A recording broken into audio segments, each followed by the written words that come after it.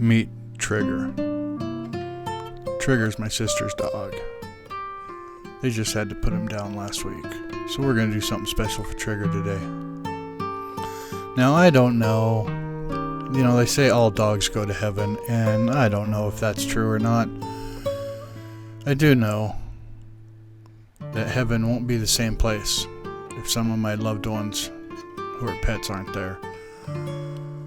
I just can't imagine heaven being heaven without the joy and happiness that comes from some of our family pets. So I like to think that when I get there, my dogs will be around waiting for me. But today, let's celebrate Trigger. 13 years old and a friend of the family.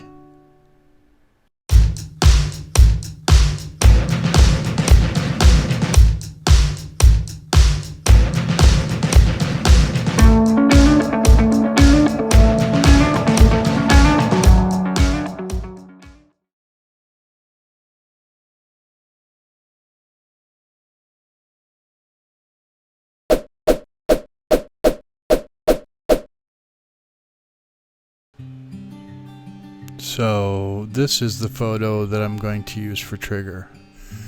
And if you're interested on how to turn that photo into a design that can be cut out in veneer, follow me on Patreon, because I'll take it from that to this and show you step by step how to turn a photo into a beautiful laser cut marquetry. In the meantime, let's get on with the project. I started off by cutting an oval out of a 2-inch thick piece of walnut. So this is the start of the box. I used my CNC machine to cut this out. There'll be plenty of other CNC footage, so I decided not to show this simple part, but if you want to know how this is done and all the design parts of it, check out my Patreon.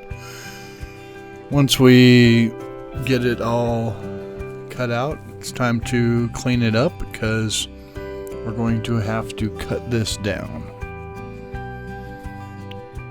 And I will start by making sure my sanding disc is nice and clean and that all the rubber is brushed away. And it's time to take off the tabs. This is going to fit into an oval-shaped jig to go back onto the CNC, so I need to make sure that these sides are sanded perfectly square and flush. So I make sure that this sanding disc is square pretty regularly. Once that's cleaned up, we take it over to the bandsaw and I cut it in half. Cutting a round object like this can be tricky. Just go slow until you get it nice and started, and then it will it should cut just fine after you get close to the middle. Do want to take your time and be careful with this though, because it can grab and start spinning that round piece of wood in your saw.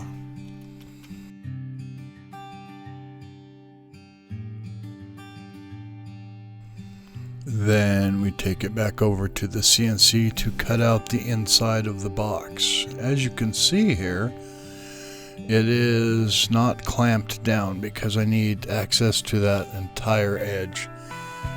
So it is in a jig that is a press fit for this particular piece.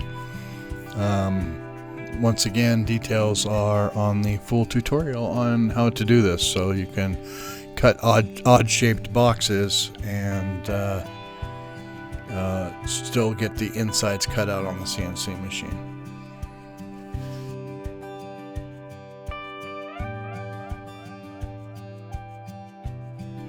And then we use the same jig to cut out the recess in the bottom of the box. While we're here, we're also going to cut out the lips for them to fit over each other and the holes for the magnets that will keep it together securely.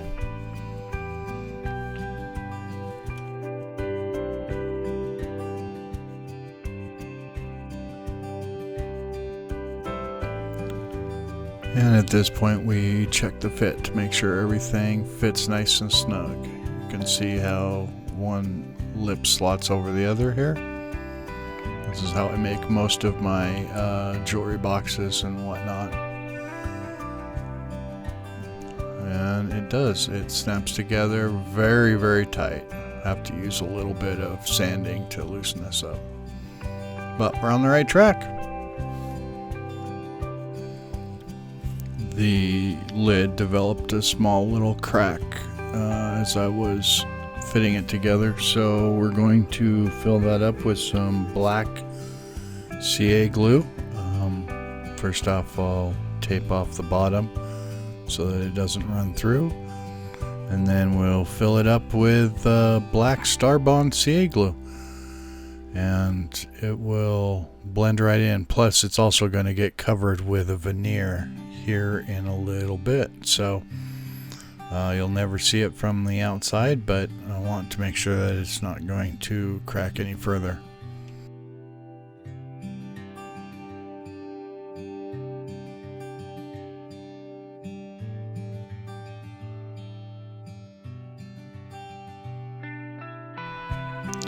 Once that dries, I can sand it down, and then we'll put in the magnets, making sure that the polarities are the right direction and whatnot, because once you glue them in, they don't like to come out.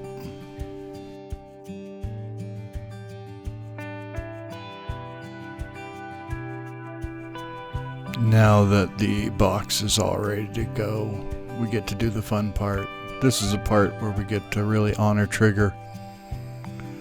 I'm using some light colored veneer. It looks like it's an oak, to cut out the body of Trigger for the wood veneer we're going to do. This is technically called marquetry, but normally you would do this on a scroll saw and not on a laser. So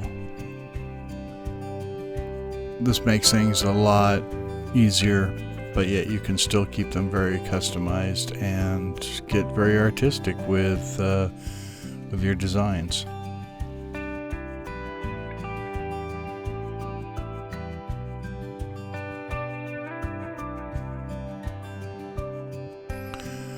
And here you can see it's cutting out the shape we made in Adobe Illustrator based on the photo. So here we go, making it look like Trigger.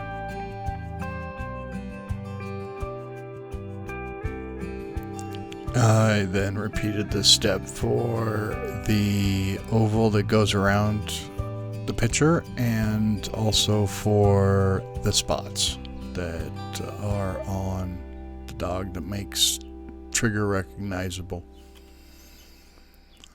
And then we get the fun part of assembling them together. Once they're all cut out, if we did this right, they should be an almost perfect fit into each other. Part of the long form tutorial will show how to set this up so that there isn't a big gap where the laser actually cuts out. We compensated for the width of the laser, which is actually only 0.1 millimeters, but that still leaves a big gap around your marquetry. So we cut that out. Once the puzzle is put together, we glue painter's tape to secure all the pieces together for glue up. This just makes sure that nothing shifts while we're getting it into the veneer press. And the blue tape will come off fairly easy after we're done.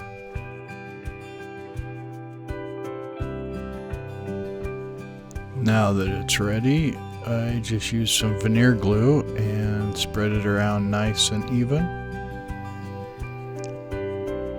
and make sure that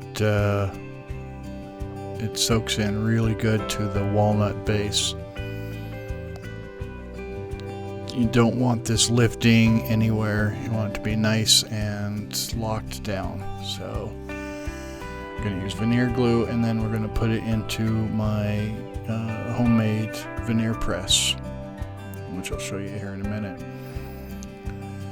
Once you stick this down, as soon as the veneer starts to soak up the glue, it will start to curl, and you'll see here in a minute that I tape the edges down on so that it won't curl up and get out of place in the press. So it's something that you just kind of have to play with veneer a little bit to get used to it, but yeah, it will want to curl up on the edges as the grain soaks up the glue.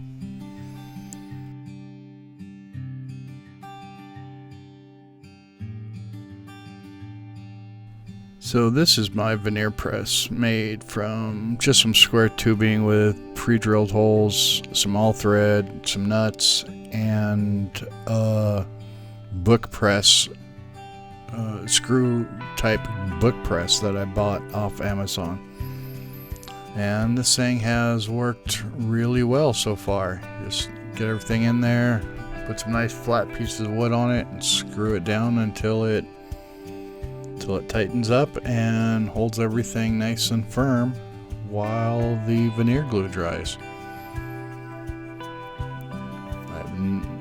For $20, it has worked really well. So if you would like to see how to make this simple thing, let me know. I'd be happy to show you. It was relatively easy.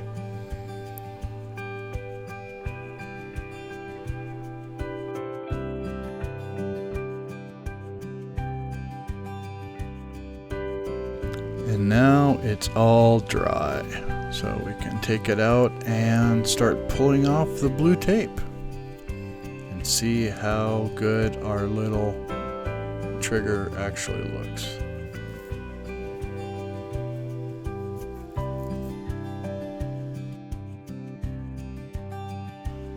This is always the part that makes me nervous. If something didn't glue down proper or you didn't get good adhesion, this is when you find out, and it's generally too late to fix it. If you didn't get the press right, didn't get the glue spread out well enough, or there's any other flaws or problems with your piece, after all this work, this is where you'll normally find it. Since everything hinges around this image, if there's any problems, this is where it can make or break your project. So it's always a little bit of butterflies when it comes to start peeling off the blue tape. But in this case, it came off well and it looks really good. So we'll just move on to getting it sanded.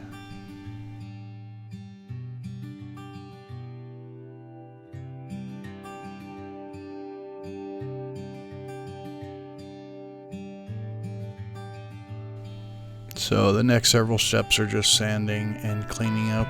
So I thought I'd share a story about my first pet. Well, not my very first pet. The first pet we had was a dog named Bunny that I don't remember much about. When I was a little older, we got a basset hound, an AKC registered basset hound from the pet shop. It was an expensive pet. Not the type of thing my parents would normally do, but we fell in love with him. He's just a little basset puppy, big old ears, big old feet, short little legs, and turned out to be the sweetest, nicest dog ever. He used to worm his way underneath your legs while you were sitting there so that he could be a footrest. It's the strangest thing. And that basset hound, even though his legs were only 3 inches long, he had the body of a greyhound, and he would pull me on my skateboard and keep up with traffic going down the road through town. So, I mean, it's possible that people were slowing down because here's a kid on the side of the road being pulled by a dog, but I don't know, we were moving pretty fast, a lot faster than I could push myself on a skateboard. I'd say we're moving at least 20 miles an hour. And he would just do that all day long. He was the trimmest, leanest basset hound I've ever seen.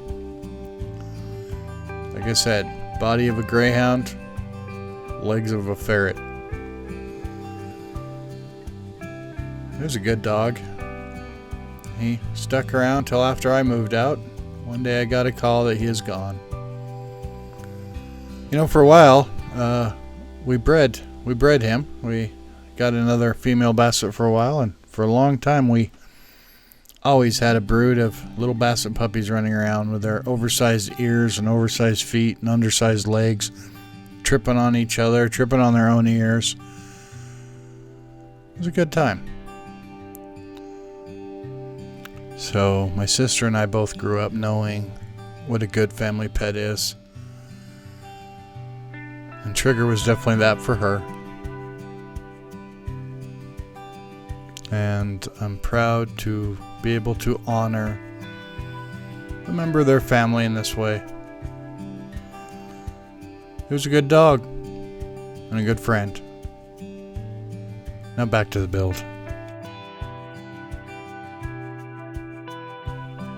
So once the bevel was done and all the sanding was just done, it was time to put the final engraving on here, which is Trigger's name and his nickname Little Buddy, in 2009 to 2022.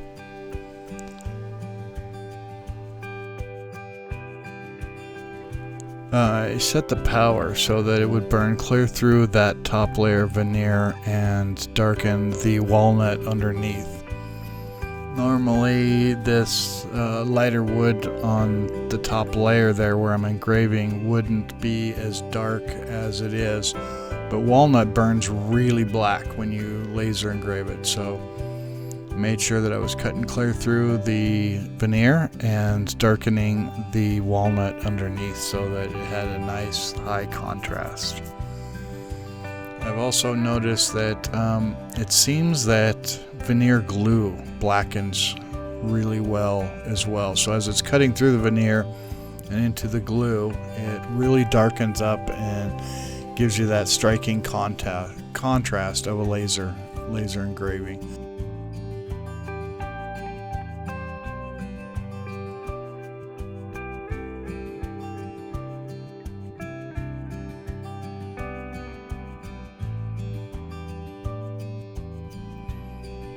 So another light sanding after the laser, and then it's time to put my name on the back and then sand that as well.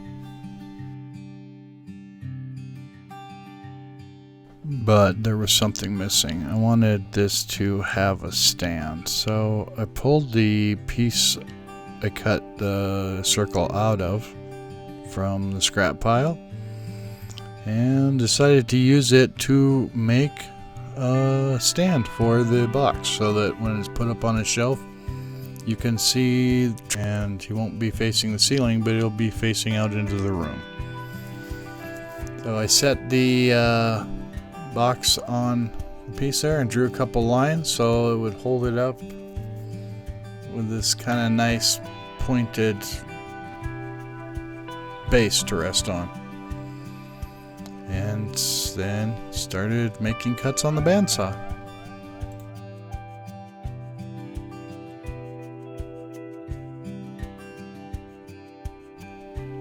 And shaping it on the spindle sander.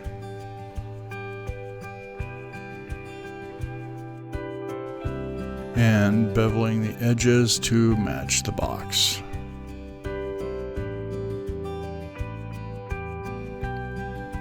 And it looks pretty good, so time for my favorite part, oiling.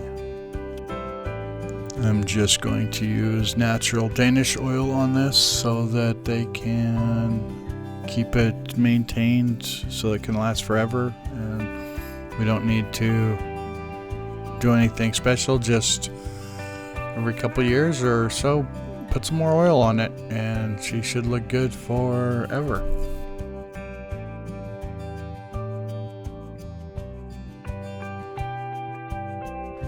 Now that it's all oiled up, it's time to send it off. So I'm going to give it to my delivery guy, Steve, and with a smile on his face, he's going to take it to Montana. Look at him. Isn't he a friendly guy? He delivers all my stuff. I haven't seen it yet. So there's one part that goes together. Oh, cool. Holy sh**. That's cool. Oh, What is it? And it opens. I want to fish. There's a trick where it slides. It's just real snug. That is cool. And magnets keep it because it'll. That is super awesome. It's the holder for it. Badass.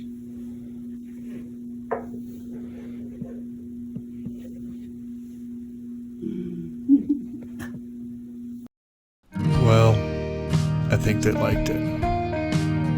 Rest in peace, Trigger.